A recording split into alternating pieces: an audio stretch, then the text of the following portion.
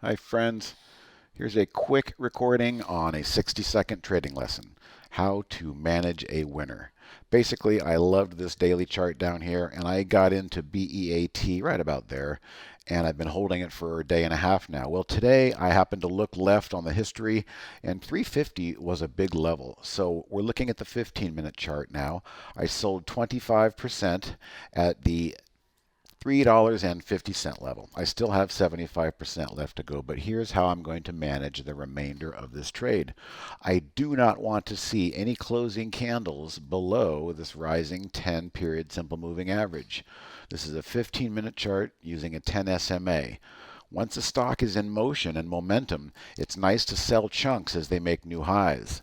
So I'm betting and hoping that the future candles will hold this level right here, the 10 SMA. Don't lose sight of it.